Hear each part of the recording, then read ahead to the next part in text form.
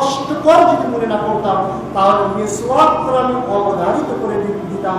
সালাতের পূর্বে মিসওয়াক করা আমি ফরজ করে দিতাম, অবধারিত করে দিতাম, যদি এটা যদি আমার উম্মতের জন্য কষ্ট যেতে হয়। তো মিসওয়াকের গুরুত্ব অসংখ্য রয়েছে। শুধু তাই নয়, রাসূল মুহাম্মদ সাল্লাল্লাহু আলাইহি ওয়াসাল্লাম বলেছেন, কোন বান্দা যখন মিসওয়াক করে সালাতে দাঁড়ায়, কোন বান্দা যখন মিসওয়াক করে সালাতে দাঁড়ায়, স্বয়ং ফেরেশতা ওই বান্দার মুখের সাথে মুখ লাগিয়ে দিয়ে তার সাথে দাঁড়ায়। রাসূল মুহাম্মদ সাল্লাল্লাহু আলাইহি ওয়াসাল্লাম বলেছেন, যখন বান্দা আলহামদুলিল্লাহ রাব্বিল আলামিন বলে, তার মুখ থেকে ট্রান্সফার হয়ে তার ফেরেশতার মধ্যে স্বয়ং ফেরেশতার পেটের ভিতরে কিরাত চলে যায়।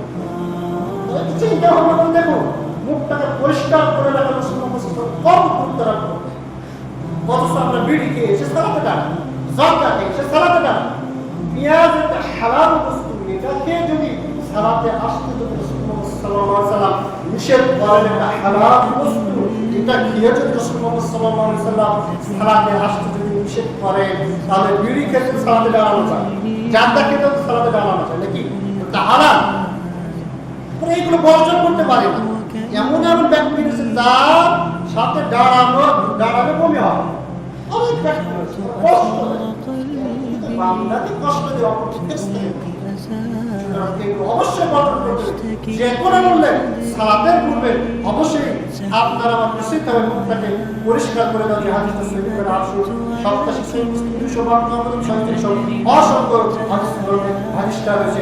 আরেকটি যে বিষয় সেটা হচ্ছে জিভের যে ময়লা আছে, জিভেতে অনেক ময়লা থাকে, জিভের যে ময়লা আছে মুখ পরিষ্কার করলেন, নাক পরিষ্কার করলেন, জিভের ময়লা পরিষ্কার করলেন না, জিভের ময়লা বমি করার মতো